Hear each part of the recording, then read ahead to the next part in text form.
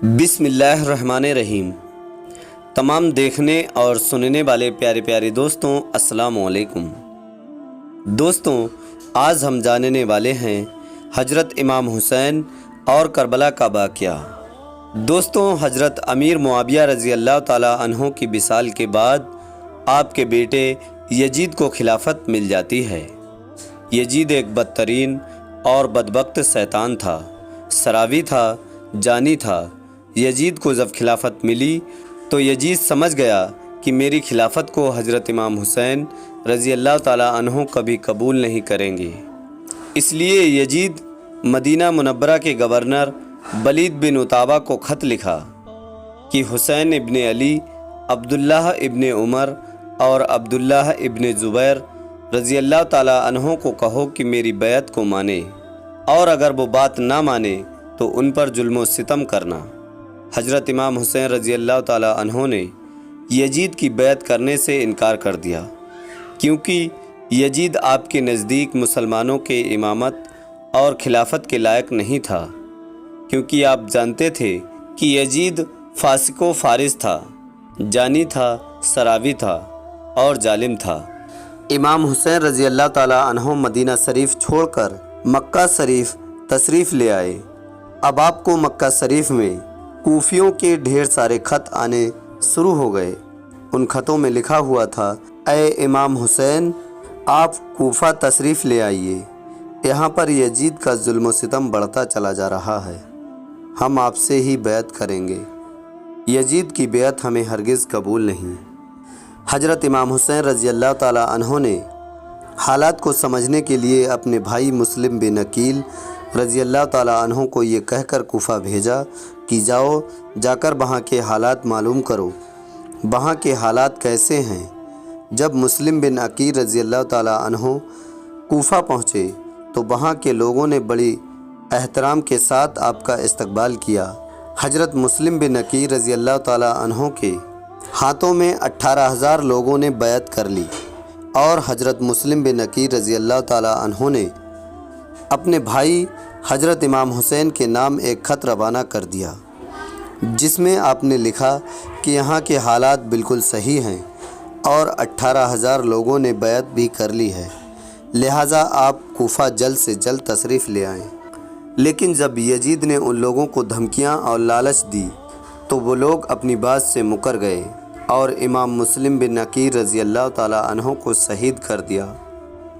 کوفہ کے حالات اتنے بدل چکے تھے کہ وہ لوگ جو حضرت مسلم بن عقیل سے محبت کا دعویٰ کر رہے تھے، اب وہی لوگ آپ کی جان کے دشمن بن گئے۔ وہیں دوسری طرف مکہ شریف میں مسلم بن عقیل کا بھیجا ہوا خط حضرت امام حسین تک پہنچ چکا تھا، جس خط میں لکھا ہوا تھا کہ کوفہ کے حالات بہت اچھے ہیں، آپ جلد سے جلد تشریف لے آئیں۔ لہٰذا حضرت امام حسین نے فوراً کوفہ جانے کی تیاری شروع کر دی۔ حضرت امام حسین نے اپنے تمام اہل خانہ کے ساتھ کوفہ کے لیے روانہ ہوئے۔ حضرت امام حسین اپنے تمام اہل خانہ کے ساتھ کوفہ کے لیے روانہ ہوئے۔ امام حسین ابن علی کو حضرت مسلم بن عقیل کی شہادت اور کوفہ کی بے وفائی کی خبر اس وقت ملی جب آپ مکہ شریف سے کوفہ کی طرف روانہ ہو چکے تھے۔ جب آپ کوفہ شہر کے بالکل قریب پہنچ گئے تو آپ کو یزیدی فوج نے روکنے کی کوشش کی۔ حضرت امام حسین نے فرمایا کہ میں تم لوگوں کے بلانے پر ہی کوفہ شہر میں آیا ہوں، اگر تم لوگ چاہتے ہو کہ میں نہ آؤں تو واپس جانے دو، میں جانے کے لیے تیار ہوں۔ یزیدی فوج نے حضرت امام حسین کو کوفہ شہر میں داخل نہیں ہونے دیا، لہٰذا حضرت امام حسین اپنے پورے قافلے کے ساتھ اپنا راستہ بدل لیے۔ چلتے چلتے جب آپ ایک چٹیال میدان میں پہنچ گئے تو آپ نے ایک شخص سے سوال کیا کہ یہ کون سی جگہ ہے؟ اس شخص نے کہا، اس جگہ کو کربلا کہا جاتا ہے۔ آپ نے فوراً اپنے لشکر کو حکم دیا کہ یہیں پر خیمہ لگا دیا جائے۔ محترم عزیز دوستوں، اس طرح سے حضرت امام حسین کربلا میں پہنچے۔ ادھر یزیدی فوج کو جب اس بات کا علم ہوا کہ حضرت امام حسین نے اپنا خیمہ کربلا کے میدان میں لگایا ہوا ہے تو یزیدی فوج نے بھی فوراً کربلا کے میدان میں پہنچنا شروع کر دیا۔ یزید کی فوج کربلا پہنچ رہی تھی۔ ان کی سپاہ سالاری ابن سعد کر رہا تھا۔ حضرت امام حسین نے ابن سعد سے کہا کہ یا تو تم مجھے یزید کے پاس لے چلو یا پھر مجھے اپنے شہر مکہ واپس جانے دو، لیکن ابن سعد ان دونوں باتوں میں سے کوئی بھی بات نہیں مانی اور وہ آپ کو بیعت کرنے پر مجبور کرتا رہا، لیکن حضرت امام حسین نے اس کی بات سے انکار کر دیا۔ دن گزرتے گئے اور 3 محرم کا دن آ گیا۔ اب ظالم یزید نے امام حسین کے سامنے 22,000 سپاہیوں کا لشکر بھیج دیا۔ دوسری طرف حضرت امام حسین کے ساتھ 72 لوگ تھے، جس میں عورتیں اور بچے بھی شامل تھے۔ کتنی حیرت کی بات ہے کہ یزیدیوں میں امام حسین کا اتنا خوف تھا کہ جہاں امام حسین صرف 72 لوگوں کے ساتھ میدان کربلا میں تھے، جس میں عورتیں بچے بھی شامل تھے، وہیں یزید نے مقابلے کے لیے آپ کے سامنے 22,000 کا لشکر بھیج دیا، جو کہ امام حسین کے سامنے 100 گنا سے بھی زیادہ تھا۔ امام حسین کے سامنے یزیدی فوج کے حوصلے پست ہو گئے اور ان لوگوں میں سے کسی میں بھی اتنی ہمت نہیں تھی کہ وہ حضرت امام حسین سے مقابلہ کر سکے۔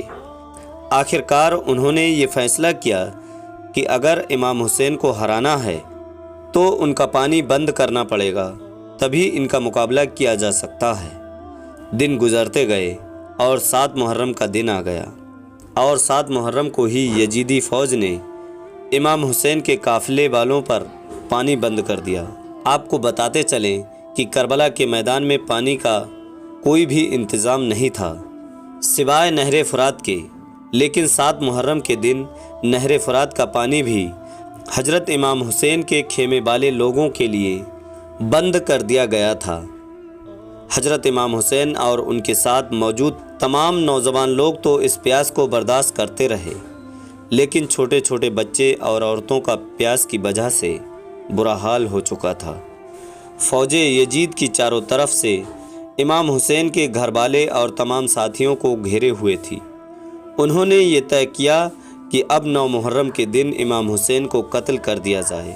معاذ اللہ۔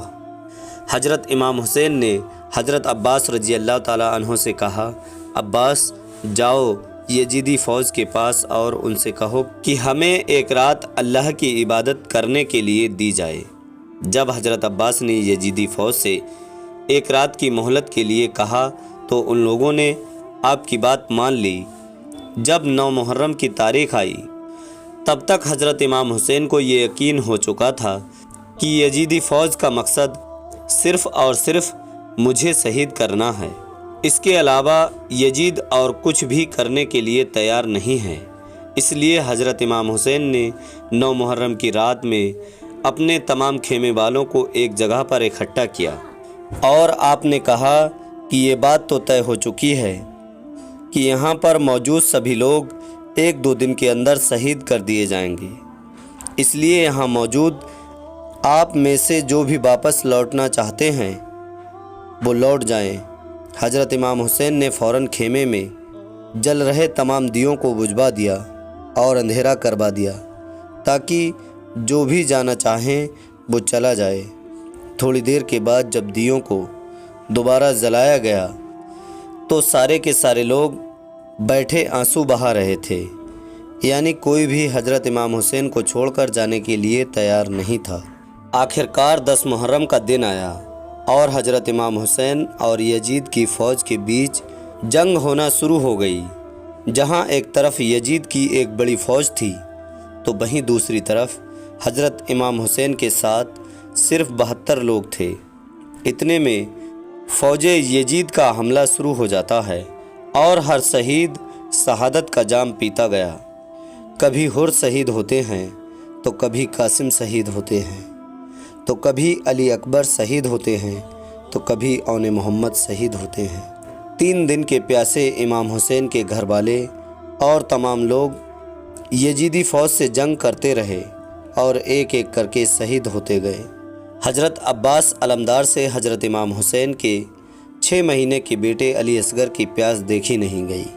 آپ نے ایک مسکیجہ لیا اور گھوڑے پر سوار ہو کر نہر فرات کے کنارے پہنچ گئے اور آپ نے ایک مسکیجہ بھر لیا، لیکن جب آپ پانی لے کر واپس لوٹنے لگے تو یزیدی فوج نے آپ کے اوپر لگاتار تیر برسانا شروع کر دیا تھا۔ حضرت عباس جب تک حضرت امام حسین کے خیمے تک پہنچتے تب تک یزیدی فوج نے تیر چلا کر حضرت عباس علمدار کو شہید کر دیا تھا۔ اس طرح حضرت عباس علمدار شہید ہو گئے۔ اس طرح ایک ایک کر کے تمام اہل بیت کے نوجوان اور ہاشمی شیر شہادت کا جام پی لیتے۔ دھیرے دھیرے کر کے جب حضرت امام حسین کے سبھی افراد شہید ہو گئے تو اس کے بعد حضرت امام حسین نے خود میدان میں تلوار لے کر نکلنے کا فیصلہ کیا۔ امام حسین اپنی تلوار سے کافی لمبے وقت تک یزیدی فوج کا اکیلے مقابلہ کرتے رہے۔ حضرت امام حسین کے تنہا ہونے کے باوجود بھی آپ کے مقابلے میں کوئی نہیں آنا چاہتا تھا۔ اس کی صرف ایک ہی وجہ تھی اور وہ وجہ یہ تھی کہ آپ حضرت علی کے بیٹے تھے۔ اس وقت یزیدی فوج کا کمانڈر ابن سعد کو یقین ہو چکا تھا کہ ہم کسی بھی طرح حضرت علی کے بیٹے کا مقابلہ نہیں کر سکتے، اس لیے اس نے اپنے تمام فوجیوں کو امام حسین کے اوپر ایک ساتھ حملہ کرنے کا آرڈر دیا۔ تمام لوگ حضرت امام حسین پر ایک ساتھ مل کر حملہ کر رہے تھے، لیکن اس کے باوجود بھی امام حسین لگاتار ثابت کر رہے تھے کہ باطل چاہے تعداد میں جتنی بھی ہو لیکن وہ حق اور سچ کے مقابلے میں بالکل بھی ٹک نہیں سکتا۔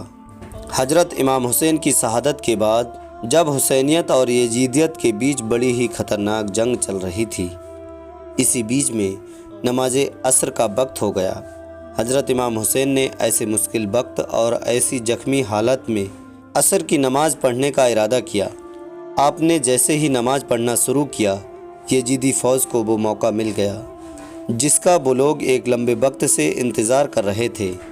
یعنی جیسے ہی حضرت امام حسین سجدے میں گئے، سمر جل جوشن نے آپ کی گردن پر تلوار چلا کر آپ کے سر مبارک کو جسم سے جدا کر دیا۔ دوستوں، حضرت امام حسین کی شہادت کے بعد یزیدیوں نے آپ کے سر مبارک کو نیزے پر رکھ کر پورے کوفے میں گھمایا تھا۔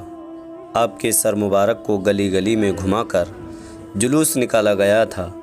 کربلا کی اس جنگ میں حضرت امام حسین کے گھر والوں میں سے صرف آپ کی ایک اولاد ہی بچ سکی تھی، جس کا نام حضرت زین العابدین تھا۔ اس کے علاوہ حضرت امام حسین کے گھر والوں کی تمام عورتوں کو قیدی بنا کر کوفہ لایا گیا تھا۔ بھلے ہی اس دن امام حسین رضی اللہ تعالیٰ عنہ کو شہید کر دیا گیا تھا، لیکن آج بھی حضرت امام حسین رضی اللہ تعالیٰ عنہ پوری دنیا میں قیامت تک کے لیے زندہ ہے۔ یزید ڈوب گیا شام کے اندھیروں میں، حسین زندہ ہے ہر دل میں روشنی کی طرح۔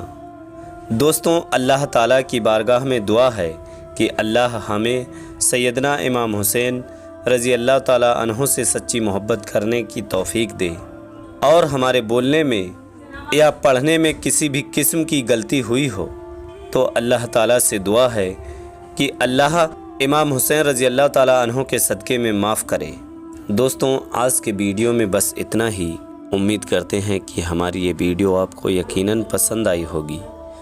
ویڈیو پسند آنے کی صورت میں ویڈیو کو دل سے لائک کر کے اپنے سبھی قریبی دوستوں میں شیئر ضرور کیجیے گا۔ پھر ملتے ہیں ایک اور نئے ویڈیو کے ساتھ، تب تک کے لیے دعاؤں کی گزارش۔ اللہ حافظ۔ اللہ ہمارا اور آپ کا حامی و مددگار ہو۔